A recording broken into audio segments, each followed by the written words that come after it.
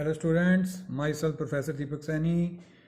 Now I will take the another part of the animalia, that is the symmetry. Because in this animal kingdom there are variety of animals are there. Due to that variety they have variety of symmetry. Symmetry means you know very well morphological shape. Due to the symmetry either you can divide the animal into two equal parts or not. You cannot divide the animal into two equal parts. So on this basis, we have three types of symmetry in the animal kingdom. And that three types of symmetry is asymmetrical, radial symmetry, and that of the bilateral symmetry. One by one I will take. First is the asymmetrical. When in the asymmetrical animal, you cannot divide the animal into two equal half by any plane of division because their shape is very irregular. जैसे आप देख रहे हो इसके अंदर the shape is very irregular. You can't divide it into two equal half. If you cut it from here you will find here there is more portion, there is less portion. ठीक है, तो this type of symmetry is called as an asymmetrical that is seen in the phylum porifera. मैंने आपको बताया Animalia में अब with in 2 और 3 days के बाद हम फाइलम शुरू कर देंगे, तो उसमें मैं वर्ड यूज़ करूँगा Poriferan animals are asymmetrical. तो आपको पता होना चाहिए कि what does asymmetrical means. So these are the terms that I am teaching you which will come when you will do the animalia. Asymmetrical मतलब you cannot divide the animal into two equal halves in by any plane of division is there. Now comes the radial symmetry. When any plane passing through the central axis, this is a very important line, central axis, divide the animal into two equal half or identical half. जैसे ये गोल चीज़ है, आप चाहे इसको ऐसे काट लो, but plain जो axis है, प्लेन ऑफ डिवीजन है, वो चाहे कोई भी हो सकता है, चाहे ऐसे हो सकता है, चाहे ऐसे हो सकता है, चाहे ऐसे हो सकता है, लिखा हुआ है any plane, but that plane should pass to the central, but that plane should pass to the central of axis is there. तो जैसे बॉल होती है, जैसे ये आपके सामने बॉल मैंने रखी है, तो इसको आप ऐसे दो पार्ट में डिवाइड कर लो, चाहे ऐसे दो पार्ट में डिवाइड कर लो. ठीक है, तो you can divide it into, चाहे आप इसको ऐसे काट लो, चाहे ऐसे काट लो, तो किसी भी मतलब you can divide it into two equal parts, but that plane of axis can be of any side but it should pass through the centre. लिखा हुआ ना, when any plane passing through the centre, कि मतलब चाहे any plane का मतलब चाहे ऐसे कटा हो, चाहे ऐसे कटा हो, चाहे ऐसे कटा हो, but it should pass through the centre. ये आपको फाइलम सिलेंट्रेटा, फाइलम इसमें टीनोफोरा के अंदर, ठीक है ना, इकानोडर्मेटा के अंदर देखने को मिलता है. जैसे मैं आपको ये एक गिलास की भी एग्जांपल देता हूँ, तो ये भी एक रेडियल सिमेट्री है. चाहे आप गिलास को ऐसे काट लो, चाहे आप ऐसे काट लो, चाहे ऐसे काट लो, तो you can divide it into two equal half. Plane of division can be any but that pass to the central axis is there. ठीक है, उसके बाद आया था बाइलेटरल सिमेट्री. ये एडवांस टाइप की सिमेट्री में मानी जाती है. इसमें एक तो एनिमल थोड़ा सा एनिमल के अंदर अंटीरियर एंड और पोस्टीरियर एंड आ जाते हैं. इसमें क्या होता है, when the body can be divided into two identical left and right half in any one plane पे याद रखना. ठीक है ना, इसमें जैसे आप एनिमल को दो इक्वल पार्ट में डिवाइड कर सकते हो ओनली फ्रॉम वन प्लेन, एक प्लेन से, जबकि उसमें था मैनी प्लेन्स थे. अब देखा आपको हो गया कि सर मैं ऐसे डिवाइड कर दूं तब भी दो इक्वल हाफ बन जाते हैं, लेकिन उसमें बॉडी के सारे पार्ट इक्वली डिवाइड नहीं होंगे, क्योंकि इंटीरियर एंड में सपोज हेड है, पोस्टीरियर एंड में सपोज लेग्स हैं, जैसे ह्यूमंस की केस में ले लेते हैं. तो अगर आप उसको डिवाइड करोगे, तो अगर ऐसे बीच में से ह्यूमंस को ऐसे काटते हो, तो आप देखोगे कि इंटीरियर एंड पे तो बॉडी आ गई, उसकी हेड आ गया सारा, ठीक है ना, और पोस्टीरियर एंड में लेग्स आ गई. लेकिन अगर if you divide it like this, तो दोनों पार्ट में सारे बॉडी के पार्ट इक्वली आएंगे. जैसे ये मैं आपको दिखा रहा हूँ, ये this is an asymmetrical is there, asymmetrical आ गई. ये this is of radial symmetry, आप देख रहे हो, you can divide it into any plane but that plane should pass through the central. अब ये अगर आप इसमें ये देखोगे, ये ह्यूमंस की मैं बात कर रहा हूँ, you can divide it only from the one plane. अगर if you divide it from this side, ठीक है ना, each part have all the parts of the body. But if you divide it from like this, अगर ऐसे डिवाइड करोगे तो interior part will have head, posterior part will have legs. तो ऐसा नहीं है. इसमें जैसे बाइलेटरल सिमेट्री में तो ये प्लेटीहेलमिन्थस से लेकर, ठीक है ना, प्लेटीहेलमिन्थस टू कॉर्डेटास आती है, लेकिन एक्सेप्ट बीच में एक इकाइनोडर्मेटा फाइलम आएगा। वो ये फाइलम मैं आगे एक एक लेके चलूँगा, आपने घबराना नहीं है कि ये सर क्या है। Very simple, one by one I will take each and every phylum. First of all I am doing the basic जो टर्म्स उसमें यूज़ होनी है। तो एक तो बायलेटरल सिमेट्री एडवांस होती है। एक बायलेटरल सिमेट्री, जिन एनिमल्स के अंदर बायलेटरल सिमेट्री होगी उस पर एंटीरियर एंड पे हेड आ जाएगा, पोस्टीरियर एंड पे जो बॉडी के दूसरे पार्ट आ जाएंगे। इसकी मैं एक और इसमें दिखाता हूँ आपको सिमेट्री में। तो ये देखोगे आप, ये भी एसिमेट्रिकल है, ये एक रेडियल सिमेट्री बता रहा है, और एक ये देखो बायलेटरल सिमेट्री बता रहा है। अब ये जो क्रैप की फॉर्म है, इसमें अगर आप ऐसे डिवाइड करते हो, ठीक है ना, ऐसे बीच में से जहाँ से ये मेरी पेंसिल चल रही है, then you can divide the animal into two equal half, right and left side, and both right and left side have all the parts of their body. यानी कि राइट साइड में भी देखो ये पार्ट भी आएगा, ये पार्ट भी आएगा, ये पार्ट भी आएगा, ये पार्ट, और लेफ्ट साइड में भी ये वाला पार्ट भी आएगा, ये वाला पार्ट भी आएगा। तो this is called as an bilateral symmetry is there, and those animal which is having the bilateral symmetry, उसमें एक हेड आ गया था और पोस्टीरियर पार्ट ऑफ बॉडी आ गया था, ठीक है, और उसमें ये एक एडवांस टाइप ऑफ सिमेट्री में कंसिडर किया जाता है। अब नेक्स्ट इसमें एक और टॉपिक आ रहा है, that is we will talk about the germs layer, ठीक है ना। जर्म्स लेयर के बारे में बताऊंगा। कुछ ऐसे एनिमल्स होते हैं डिप्लोब्लास्टिक, ट्रिप्लोब्लास्टिक, ये मैं टर्म यूज़ करूंगा।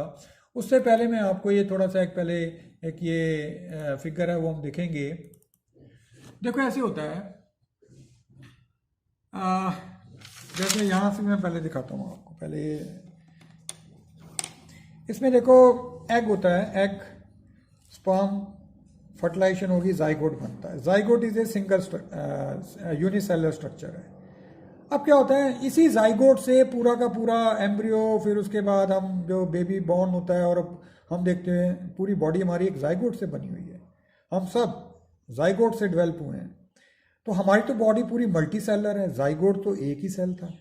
तो क्या होता है, जब हमारी एम्ब्रियोनिक डेवलपमेंट चल रही होती है तो ये क्लीवेज होती है। एक वर्ड आएगा क्लीवेज। क्लीवेज का मतलब होता है कटिंग, ऐसे कट कर देना, ये क्लीवेज कट करना। मैंने एक थोड़ा सा एक और चीज़ ली है समझाने के लिए। ये आटे का एक पेड़ा लिया है मैंने, तो ये मान लीजिए इसको जाइगोट है, तो ये ऐसे क्लीवेज होगी, sort of cleavage is occur. ये देखो ऐसे क्लीवेज होती चली जाएगी, ठीक है ना, ऐसे चली फिर ऐसे चली, और उससे जब क्लीवेज होगी तो ये छोटे छोटे जो सेल्स बनेंगे, इसको हम क्या बोलेंगे, हम ब्लास्टोमियर्स कहते हैं, ठीक है ना। तो ये क्लीवेज होगी, ठीक है ना, क्लीवेज होगी। ये देखो क्लीवेज हुई, पहली ऐसे होगी, फिर ऐसे होगी, फिर ऐसे, और आगे बढ़ती चल जाती हैं ये क्लीवेज, ठीक है। और जब क्लीवेज हो जाती है तो एक मास ऑफ सेल्स बन जाता है, ये मास ऑफ सेल्स। और जो क्लीवेज होती है वो एक माइटोटिक डिवीजन की तरह ही होती है, ठीक है ना, माइटोटिक डिवीजन की तरह ही होती है। आपने पढ़ा होगा कि माइटोसिस में 9th में कि एक सेल 2 सेल में डिवाइड कर जाता है, हर सेल के पास इक्वल नंबर ऑफ क्रोमोसोम आते हैं। तो इसमें ये it is like a mitosis. लेकिन माइटोसिस में पता क्या होता है कि जैसे एक सेल है, वो जब 2 में डिवाइड करेगा, पहले तो वो सेल छोटे होंगे, फिर वो अपने पेरेंटल साइज अज्यूम कर लेते हैं। इसमें ऐसा नहीं होता। इसमें एक सेल डिवाइड हुआ, 2 सेल बने, साथ ही फर्दर डिवाइड कर गया, मतलब जो डिवीजन होती जाएगी सेल का साइज जो है वो छोटा होता चल जाता है। ये एक फ़र्क है क्लीवेज और माइटोसिस में। लेकिन हर सेल के अंदर इक्वल नंबर ऑफ क्रोमोसोम होते हैं, ठीक है, कि ये तो इसलिए हम बोल देते हैं कि cleavage is like a mitosis is there. तो ये एक सेल से पहले 2 सेल बने, जैसे ना ये एक सेल था, ये जाइगोट में बता रहा हूँ, ये पहली डिवीजन हुई, 2 सेल बन गए, फिर फर्दर डिवीजन होगी, 4 सेल बन गए, और डिवीजन होगी, 8 सेल बन गए, फिर ऐसे डिवीजन चलती जाती है, एक मास ऑफ सेल्स बन जाता है, जिसको मैं कहता हूँ मॉरूला। अब ये देखो हर सेल्स के बीच में थोड़ा थोड़ा गैप चल रहा है, हर सेल्स के बीच में थोड़ा थोड़ा गैप चल रहा है, होगा। तो ये mass of cell is called as an morula. फिर होता क्या है, ये सेल्स जो है ना बड़े कंपैक्टली अरेंज करते हैं। कुछ सेल्स बाहर एक लेयर बना लेते हैं, बाकी के सारे सेल एक नुक्कड़ में जाके, किसी कॉर्नर में जाके, या किसी एक साइड में जाके इकट्ठे हो जाते हैं। तो जिसके कारण क्या होता है, जो सेल्स के बीच में जो स्पेस होती है वो एक जगह पे आ जाती है। फिर से मैं बता रहा हूँ, एग है, स्पर्म है, फ्यूज करके जाइगोट बनाते हैं। जाइगोट की क्लीवेज होती है, cleavage is like a mitosis, मैंने अभी आपको बताया। सेल्स बन जाते हैं, कई सारे सेल्स बनेंगे, 2, 4, 8, 16, 32, 64, ऐसे सेल्स का नंबर बढ़ता चल जाता है। Multicellular mass of cells बन जाता है, जिसको मैं मॉरूला का नाम कहता हूँ। फिर क्या होता है कि इस मॉरूला के सेल्स, कुछ सेल्स जो है बाहर एक लेयर बनाते हैं, बाकी के सेल्स एक साइड में जाके रेंज हो जाते हैं और बीच में कैविटी आ जाती है। कैविटी कैसे आएगी? जो देखो ये इसके बीच में एक सेल्स हैं के बीच में जो स्पेस है, जब मैं सारे के सारे सेल को धकेल के एक साइड में ले जाऊंगा, ऑटोमेटिकली जो सेल्स के बीच में स्पेस थी वो एक जगह पे इकट्ठी होगी, जिसको मैं कहूँगा ब्लास्टोसिल, और ये जो स्ट्रक्चर बनेगा इसको मैं कहूँगा ब्लास्टुला। ठीक है, क्या हुआ, जो सेल्स के बीच में जगह जगह स्पेस थी ना, सेल्स तो लूजली अरेंज थे। जैसे मान लो किसी कमरे में 30-40 बच्चे खड़े हैं, तो वो उनके बीच में गैप है, मैं क्या करता हूँ सबको इकट्ठा करके ना एक नुक्कड़ में डाल देता हूँ, तो वो जो उनके बीच में जो स्पेस थी वो एक जगह पे इकट्ठी हो जाएगी। उसी तरह इधर हुआ, तो ये जो स्ट्रक्चर बना है इसको मैं कहूँगा ब्लास्टुला। अब ये क्या होगा, नेक्स्ट प्रोसेस होता है मूवमेंट ऑफ द सेल्स होती है। मूवमेंट ऑफ द सेल्स होगी, अगर ये सेल्स 2 लेयर्स में अरेंज होंगे, अगर ये सेल्स 2 लेयर्स जिसको हम बोलते हैं 2 एम्ब्रियोनिक लेयर और 2 जर्मिनल लेयर्स में अरेंज हो जाएं, ठीक है ना, जैसे ये, तो उन एनिमल्स को हम कहते हैं डिप्लोब्लास्टिक इज देयर। उन एनिमल में 2 लेयर होती है, that is ectoderm and the endoderm is there. जब ये मास ऑफ सेल्स अगर वो 3 लेयर्स में अरेंज हो जाएं, तो उसको वो एनिमल्स होंगे ट्रिप्लोब्लास्टिक। क्या होगा, मैंने आपको बताया ये ब्लास्टुला बन गया। अब सेल्स अपने आप मूवमेंट होगी। जैसे मान लीजिए मैंने क्या बताया कि कमरे में बच्चे थे 30-40-50 बच्चे थे, मैंने सारे को इकट्ठा कर दिया एक कॉर्नर में, और बाद में क्या हुआ, वो सेल वो जो बच्चे थे अपने आप को 2 लेयर्स में अरेंज कर लिया उन्होंने, सपोज, तो हम कहेंगे वो एनिमल्स जिनके अंदर सेल्स 2 लेयर्स में अरेंज कर लेते हैं, वो एनिमल्स को हम बोल देते हैं डिप्लोब्लास्टिक। जो अंदर वाली लेयर को बोलते हैं एंडोडर्म और बाहर वाली लेयर को बोलते हैं एक्टोडर्म। अगर वही सेल्स 3 लेयर्स में अरेंज हो जाएं तो उसको हम बोलेंगे ट्रिप्लोब्लास्टिक इज देयर। ठीक है, अब इसमें देखो ये मैं आपको बता रहा हूँ, shows less degree of specialization. ठीक है ना, अब इसके अंदर जो एनिमल्स आते हैं बेसिकली डिप्लोब्लास्टिक के अंदर जो हम एनिमल्स हम देखेंगे वो स्पॉन्जीज हैं, फाइलम पॉरीफेरा और सीलेंट्रेटा है। ये भी आप देखो, इसमें भी मैं बता रहा हूँ आपको, ये फर्टिलाइज्ड एग है, 2 सेल बना, क्लीवेज हुई, 4 सेल बना, 8 सेल बना, 16 सेल बना, फिर ये मास ऑफ सेल जिसको मैं कहूँगा मारूला, फिर ये ब्लास्टुला बन गया। ये सेल्स कुछ तो पेरीफ्री में रेंज हो जाएंगे और कुछ जो है किसी एक कॉर्नर में जाके रेंज हो जाएंगे। ठीक है, तो बीच में स्पेस आ जाएगी, उसको मैं कहता हूँ ब्लास्टोसील। फिर ये सेल्स अल्टीमेटली 2 लेयर्स में रेंज होते हैं। ये मूवमेंट ऑफ द सेल्स होती है।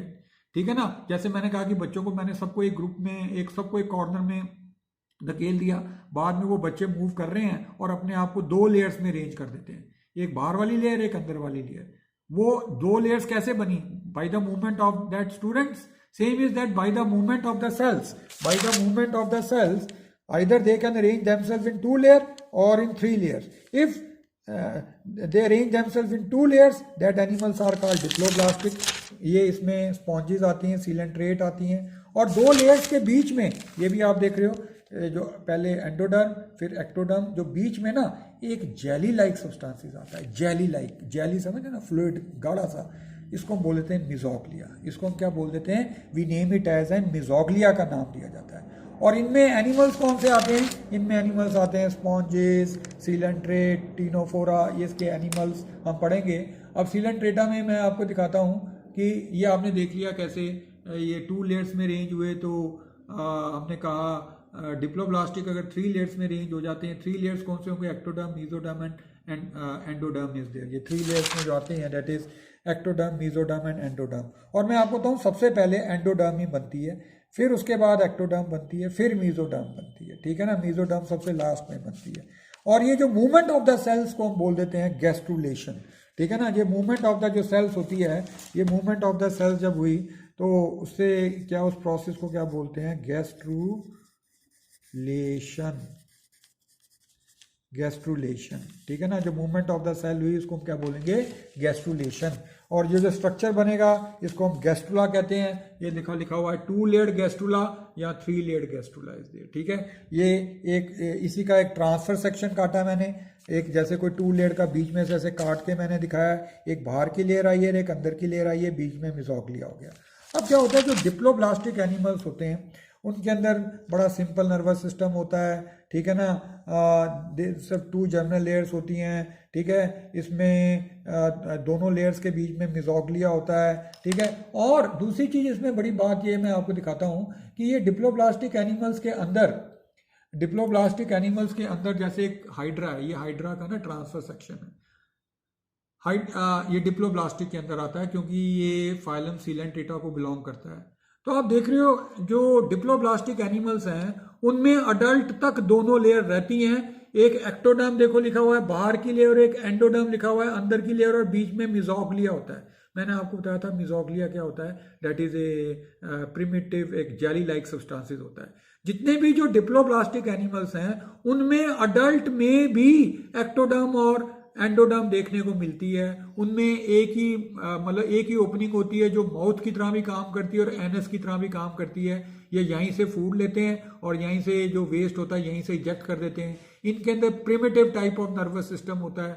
इनके अंदर जो नर्वस सिस्टम भी होता है प्रिमिटिव होता है, ज़्यादा एडवांस नहीं होता। तो ये एनिमल्स जो होते हैं लोअर होते हैं। तो मैंने क्या बताया, जब जाइगोट बना, जाइगोट फिर से मैं एक बार रीड करते हुए, जाइगोट बना, फिर उसके बाद क्लीवेज हुई, मॉरुला बना, ब्लास्टुला बना। अगर वो अरेंज करेंगे 2 लेयर्स में तो हम उसको बोलेंगे डिप्लोब्लास्टिक। अगर वो अरेंज होंगे 3 लेयर्स में तो मैं कहूँगा ट्रिप्लोब्लास्टिक। जो डिप्लोब्लास्टिक के अंदर मैंने आपको एग्जांपल दी फाइलम पॉरीफेरा, ठीक है ना, फाइलम पॉरीफेरा की एग्जांपल आई, फाइलम सीलेंट्रेटा की एग्जांपल आई। अब हम आते हैं ट्रिप्लोब्लास्टिक एनिमल में, जिसको मैंने आपको बताया ट्रिप्लोब्लास्टिक एनिमल्स में वो 3 लेयर्स में अरेंज हो जाते हैं। अब अडल्ट में आपको ये 3 लेयर्स नहीं देखने को मिलती। ये जो 3 लेयर्स हैं, ये जो 3 लेयर्स हैं जो कि एक्टोडर्म, मीजोडर्म, एंडोडर्म, जैसे हमारे अंदर की मैं बात कर रहा हूँ, ये जो जर्म्स लेयर, इसको हम ना जर्म्स लेयर भी बोल देते हैं। जो एक्टोडर्म, मीजोडर्म और एंडोडर्म, इसको जर्म्स लेयर भी बोल देते हैं। जब आगे फर्दर डेवलपमेंट होगी, ये 3 लेयर्स बन गई ना एक्टोडर्म, जिन एनिमल्स के अंदर 3 लेयर्स बनती है उसको बोल देते हैं ट्रिप्लोब्लास्टिक। ये प्लेटीहेलमिन्थस से लेकर फाइलम कॉर्डेटा तक आता है। They start from the phylum Platyhelminthes to Chordata, यहाँ लिखा हुआ है। Triploblastic animals are advance, they are also develop anus except Platyhelminthes, जैसे प्लेटीहेलमिन्थस से लेकर कॉर्डेट्स। सारे प्लेटीहेलमिन्थस के आगे जितने भी फाइलम आएंगे, एस्केलमिन्थस, एनीलिडा, मोलस्का, ये सारे कॉर्डेट्स, ये सारे ट्रिप्लोब्लास्टिक एनिमल्स हैं। ये सारे के सारे ट्रिप्लोब्लास्ट। और जैसे आपने देखा डिप्लोब्लास्टिक एनिमल्स के अंदर पूरे एनिमल्स के अंदर आपको दोनों लेयर्स देखने को मिली, लेकिन हमारे अंदर आपको ये दोनों लेयर्स तीनों लेयर्स ही देखने को मिलेगी। हम ट्रिप्लोब्लास्टिक एनिमल हैं। क्यों? हमारे अंदर हर लेयर कोई ना कोई जो है स्ट्रक्चर में कन्वर्ट हो जाती है। जैसे एक्टोडर्म से हेयर बन जाता है, नेल बनता है, क्योंकि बाद में जब ये पहले 3 लेयर स्ट्रक्चर बनता है, फिर उसके बाद आगे एक प्रोसेस शुरू होता है जिसको हम बोलते हैं डिफरेंशिएशन, जिससे हर लेयर हमारी बॉडी के अंदर कोई ना कोई पार्ट बना देती है। जैसे मैंने कुछ ही लिखा है कि एक्टोडर्म से हमारा नर्वस सिस्टम डेवलप होता है, नेल डेवलप होता है, स्किन डेवलप होती है। हमारे मीजोडर्म से हमारा सर्कुलेटरी सिस्टम डेवलप होता है, स्केलेटन सिस्टम डेवलप होता है, मसल्स डेवलप होते हैं। एंडोडर्म सिस्टम से हमारे डाइजेस्टिव सिस्टम है, ठीक है ना, लीवर है। अगर मैं ह्यूमन बॉडी को डिसेक्ट करके देखूं तो मैं उसमें 3 लेयर्स नहीं मुझे दिखेंगी, एक्टोडर्म, मीजोडर्म, एंडोडर्म। मुझे क्या दिख रहा है? मुझे स्किन दिख रही है। मैं कहूंगा जी ये तो एक्टोडर्म से डेवलप हुई है। मेरा सर्कुलेटरी सिस्टम दिखा, मैंने क्या कहूंगा जी ये तो मीजोडर्म से डेवलप हुआ है, ठीक है ना। मुझे बोन्स दिखी, मैं कहूंगा जी मीजोडर्म से डेवलप हुआ है, ठीक है। और जो एंडोडर्म से जो है डाइजेस्टिव सिस्टम आ गया, मीजोडर्म से ये सर्कुलेटरी सिस्टम वगैरह आ गया।